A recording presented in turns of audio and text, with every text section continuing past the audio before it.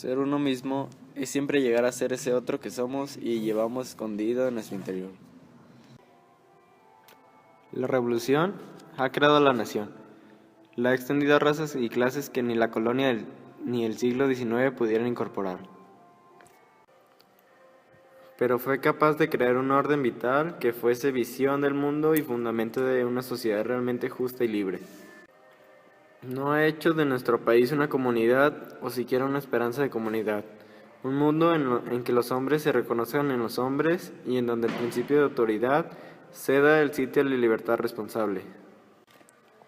Como todas las revoluciones modernas, la nuestra se propuso en primer término liquidar el régimen feudal, transformar al país mediante la industria y la técnica, suprimir nuestra situación de independencia económica y política, en fin, instaurar una verdadera democracia social.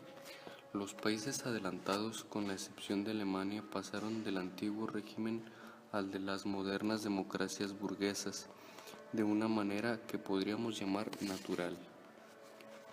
El tránsito del capitalismo primitivo al internacional produjo cambios radicales, tanto en la situación interior de cada país como fuera.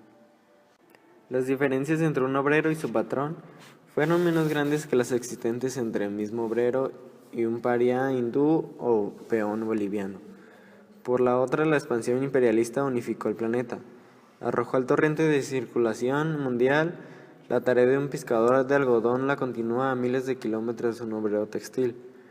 Al mismo tiempo, los pueblos así anexados participaron solo de una manera pasiva en el proceso. En lo económico, eran meros productores de materias primas y de mano de obra barata. En lo político, eran colonias y semicolonias. En lo espiritual, sociedades bárbaras o pintorescas.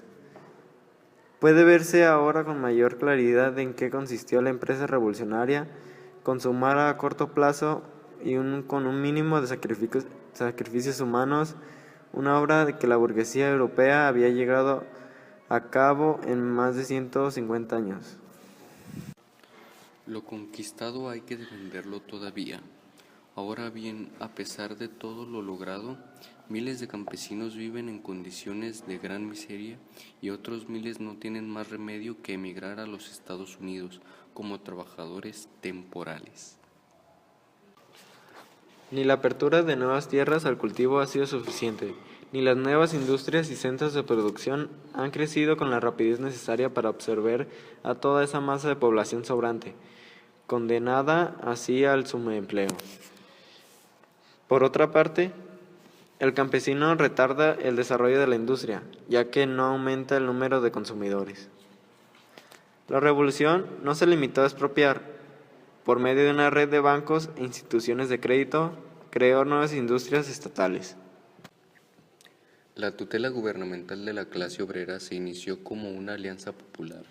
Los obreros apoyaron a Carranza a cambio de una política social más avanzada, pero la alianza se convirtió en sumisión y los gobiernos premiaron a los dirigentes con altos puestos públicos en la época de Cárdenas. Se dirá que la política de Cárdenas era revolucionaria, nada más natural que los sindicatos la apoyasen. Se frustró así la posibilidad de un partido obrero, o al menos de un movimiento sindical a la norteamericana, apolítico sí, pero autónomo y libre de toda injerencia oficial. Los únicos que ganaron fueron los líderes, que se convirtieron en profesionales de la política, diputados, senadores, gobernadores. La acción obrera, si se quiere eficaz, debe evitar el sectarismo de algunos de los nuevos dirigentes y buscar la alianza con los campesinos y con un nuevo sector, hijo también de la revolución, la clase media. El banquero sucede al general revolucionario y el industrial aspira a desplazar al técnico y al político. Unos herederos de la Revolución Mexicana, aunque a veces lo ignoren, están empeñados a crear un capitalismo nacional, otros son simples intermediarios y agentes del capital financiero internacional. Nada de lo logrado hubiese sido posible dentro del marco del capitalismo clásico, Sin la intervención del Estado en la vida económica, nuestros banqueros y hombres de negocios habrían tenido ocasión de ejercer su actividad o formarían parte del personal nativo de alguna compañía extranjera. Y aunque empezamos a contar con una industria, todavía somos especialmente un país productor de materias primas. Dependemos de las oscilaciones del mercado mundial, en lo exterior y en lo interior. Pobreza, diferencias atroces entre la vida de los ricos, los desposeídos, desequilibrio. Uno de los hechos que caracterizan la economía mundial es el desequilibrio que existe entre los bajos precios de las materias primas y los altos precios de los productos manufacturados. Por otra parte, entre los países subdesarrollados y los avanzados, si estos utilizamos no pagan precios justos por los productos primarios. La mejor solución consiste en la inversión de capitales públicos, ya sean préstamos gubernamentales o por medio de las organizaciones internacionales. Las Naciones Unidas y sus organismos especializados fueron fundados, entre otros fines, con el impulsar la evolución económica y social de los países subdesarrollados. Lo cierto es que las sumas que destinan a este objetivo resultan irrisorias.